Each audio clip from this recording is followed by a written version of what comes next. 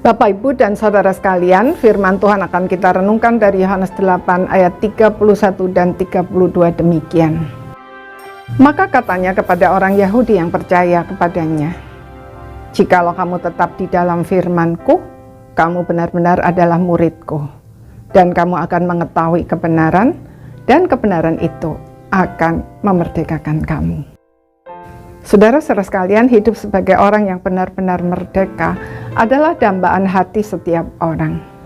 Itulah sebabnya sarana-sarana yang dapat membuat orang mengekspresikan dirinya sebebas-bebasnya, bahkan nyaris tanpa batas, sangat menarik bagi banyak orang.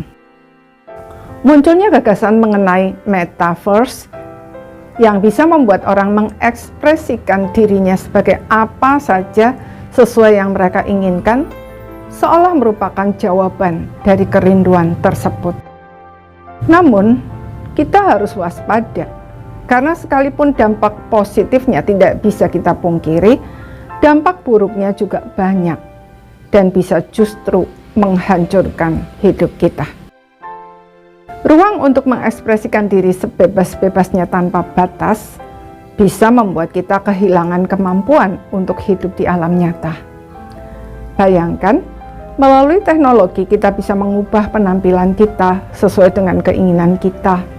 Lebih tinggi, lebih langsing, lebih cantik, lebih muda, dan lain sebagainya. Sehingga diri kita yang dikenal di dunia virtual jauh berbeda dengan kenyataan diri kita yang sebenarnya. Akibatnya, terjadilah kekacauan secara psikologi, kehilangan jati diri, tidak tahu lagi siapa kita yang sebenarnya. Kita tidak mau lagi hidup dalam dunia nyata, karena dunia nyata itu menyakitkan. Itukah kemerdekaan? Jelas bukan. Sebaliknya, kita justru terbelenggu dalam dunia kita sendiri, terputus dari dunia nyata. Orang seperti ini pasti terganggu jiwanya, sebab Tuhan menciptakan kita justru untuk hidup di dunia nyata.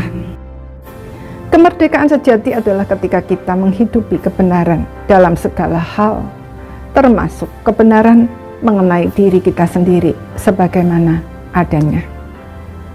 Kebenaran yang dimaksud adalah kebenaran firman Tuhan.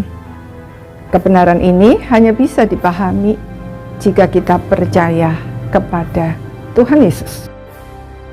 Maka Tuhan Yesus berkata, bukan kepada semua orang, tetapi kepada orang Yahudi yang percaya.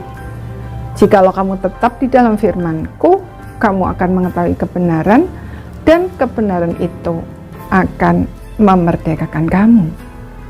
Saudara, kemerdekaan sejati bukan kemerdekaan untuk mengekspresikan diri kita sebebas-bebasnya semau kita, melainkan justru kemerdekaan untuk menerima kebenaran mengenai segala sesuatu, termasuk diri kita sendiri apa adanya, dengan segala kelebihan dan kekurangan kita, sesuai dengan yang firman Tuhan nyatakan.